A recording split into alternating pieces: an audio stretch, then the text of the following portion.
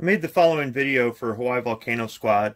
He's interested in getting a reproduction black powder revolver, and I wanted to show him how much effort there was to load it, how much time it took, that sort of thing.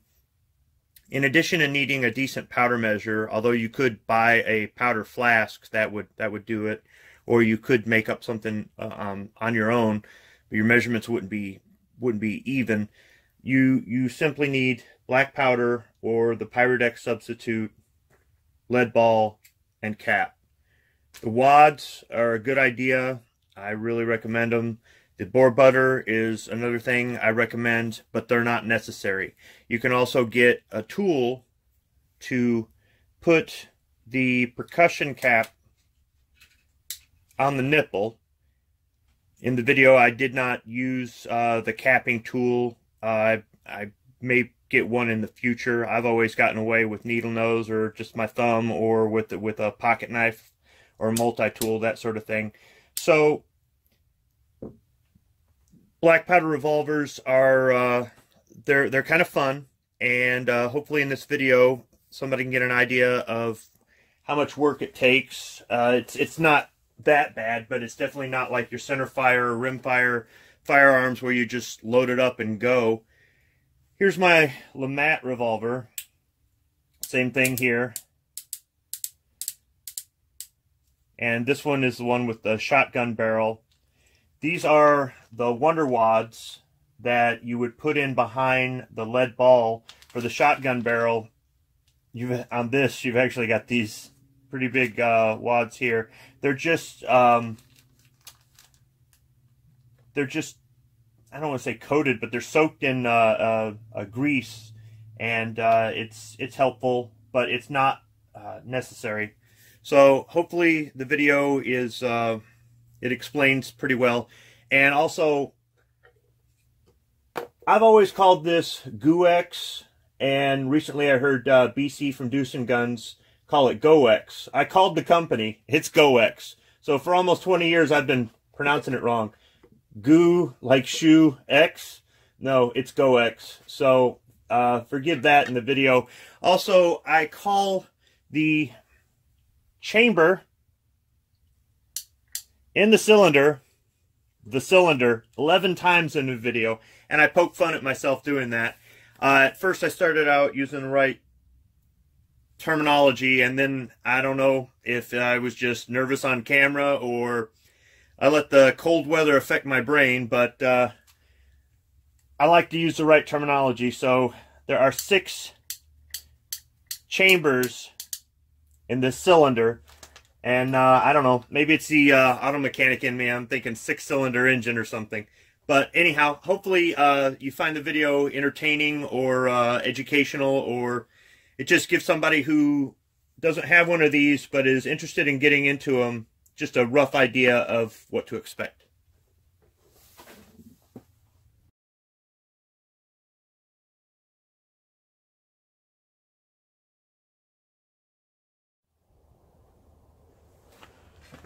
Okay, here we go. We're at the range today with our Uberti reproduction Colt 1847 Walker.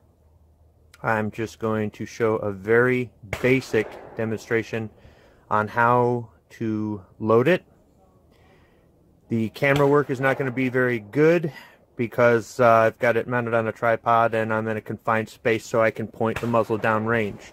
There are no percussion caps on the firearm right now, and it is at half cock, so I can spin the cylinder in order to load it.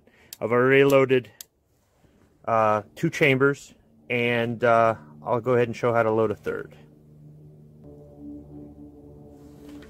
In order to load it, you've got to have it on half cock. So when the cylinder comes around, the hammer will strike the percussion cap on the nipple, and that will cause a small explosion, which will ignite the black powder and send the ball down the barrel. So on full cock, it spins the cylinder around to the next chamber. On half cock, it allows you to manually spin the cylinders. So, in order to load this, the first thing you need is a better camera angle, and you need some smokeless powder. Either the Pyrodex, which a lot of people don't like, but it burns cleaner, and in this case, I've had better results with the Walker with the Pyrodex, or the real deal, black powder. This is triple F. Sorry, this is 2F. Ooh, we want the triple F. So there we go. The triple F is for black powder revolvers. The 2F is for a black powder cartridge, like in my Martini Henry. Good thing I didn't use that, although it would function. It has to do with the burn rate for the type of firearm. You're going to need a powder measure. This is a brass powder measure.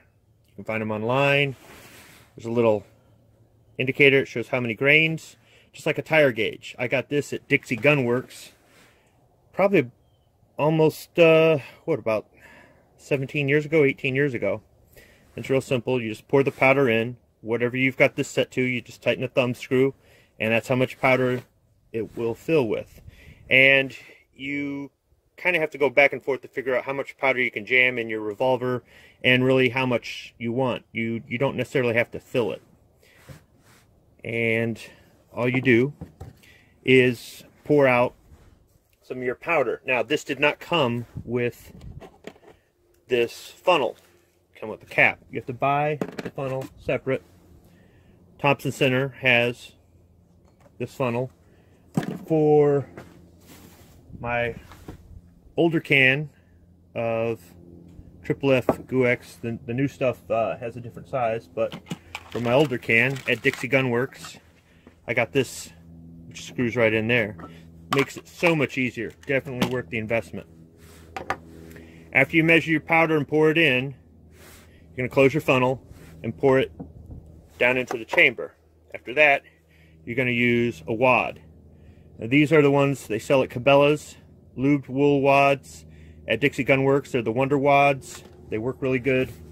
The grease in there will it'll help as far as seating the bullet, and it'll help kind of with the lubrication and cleaning and that sort of thing. In a high stress situation, in a combat reload, you wouldn't be worrying about a wad. So after that, you're going to go ahead and you're going to put in your lead ball. This uses a 457 diameter lead ball. These are made by Hornady. Traditions this is the Cabela's brand. And I've also used Spear before. This is a 450. This is a box for 451. That's for my Lamat revolver back there. So 44 caliber for black powder is kind of like 44 caliber for center fire, which is .429 or .430. It's not really .44. After you load the lead ball, you have the option of putting on boar butter. You could also use lard, Crisco, that sort of thing. Boar butter is just a biodegradable kind of a substitute, and that helps keep moisture out of the cylinder. If you're not firing it right away, this isn't what you need if you're firing it over and over again. So if you're carrying it all day, this will help keep moisture out of there, because this stuff will attract moisture and it'll gum it up, cause it not to work, that sort of thing. So the boar butter, this stuff is pretty old. I bought this at Dixie Gun Works 17 or 18 years ago, and I had to use my my Leatherman to get it out of there. It still works, and I'll show you what it looks like in the cylinder here, if I can get the proper camera angle. So here is the boar butter. The next cylinder, if you can see, there's the ball. There's no boar butter. And it's got 60 grains of black powder in there, or Pyrodex. I previously had it set at 55, and I decided to up it 5 grains, and you can see there's still room in there. So there's an empty cylinder. So let me show you how to load this. So first, and if anybody has ever tried to make their own video with a cell phone camera and a tripod mount in the cold, they'll see exactly, or they understand exactly why my camera work is so bad. I'm trying to look behind the camera and stretch my arms all the way to do this. So you pour it in. Whoa! Till you get too much. Simply cut off the excess. I probably should have dumped that back in. And you come around to your empty cylinder.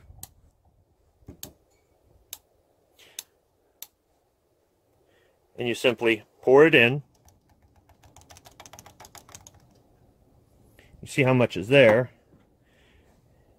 You grab your Wonder Wad, come around to the bottom, and then you pack it in with the ramrod all the way. Come back around,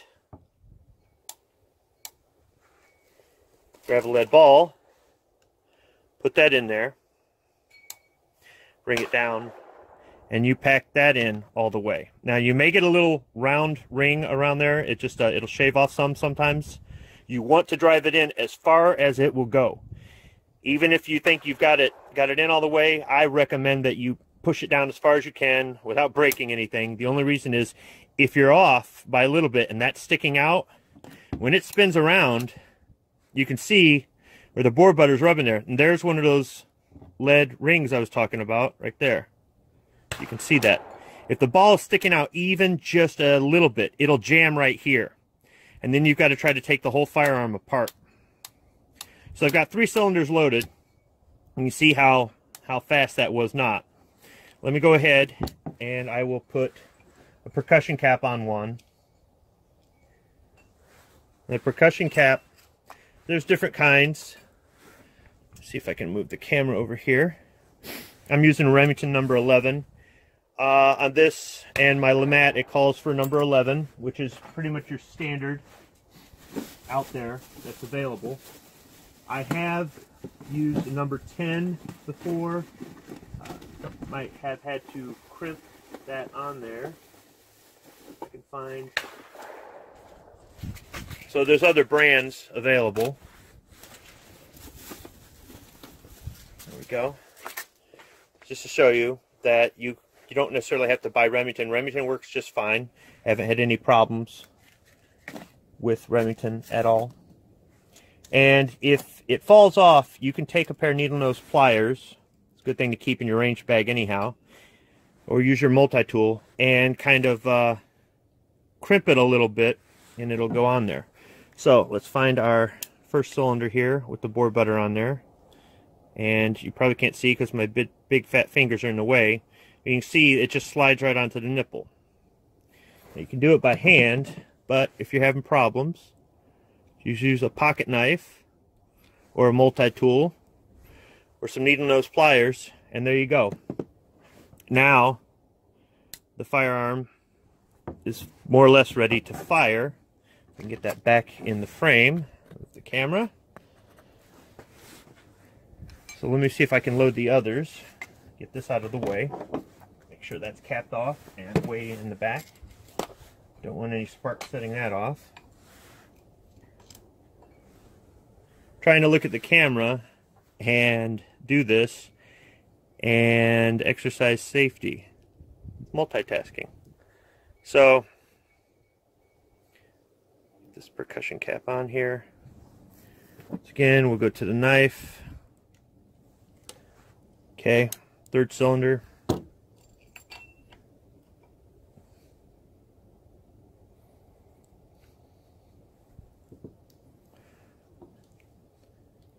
Sometimes they want to go on, sometimes they don't. Sometimes when you fire, some of them will fall off. Now, we're just going to pull back the hammer and the trigger and lower it on a dead cylinder. Point the muzzle downrange, and we will fire.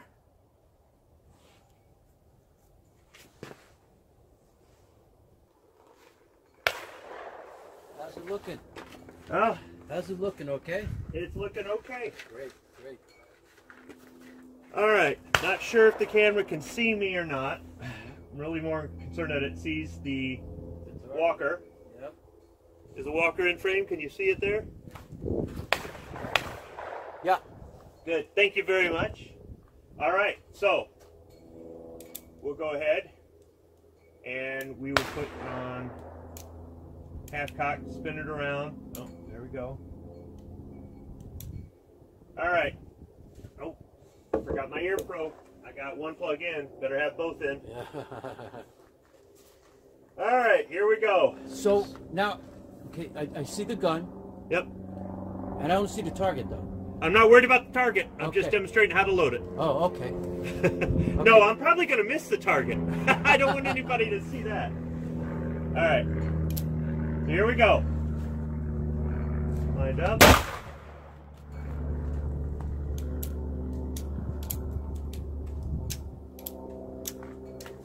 You got to move it in just a little bit more. There you go. That's it.